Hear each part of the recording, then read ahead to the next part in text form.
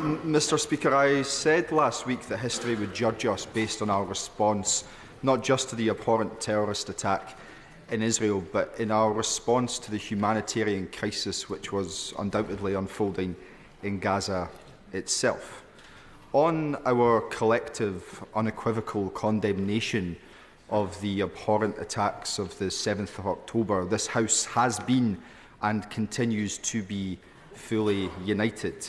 Just as we are united in our condemnation of any form of anti-Semitism which rears its head on these isles, and indeed in our thoughts and prayers for all of those hostages who need to be returned safely to their families.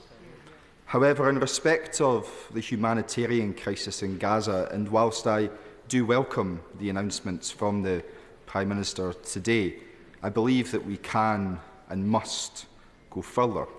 And here's why. Because turning off electricity and water to Gaza is collective punishment. Limiting the free access of food and medicines to Gaza is collective punishment. Preventing people from fleeing, including British citizens, from Gaza is collective punishment.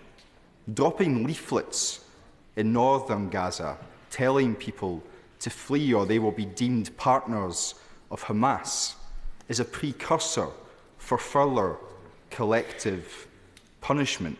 All of us in this chamber know that collective punishment is prohibited by international law.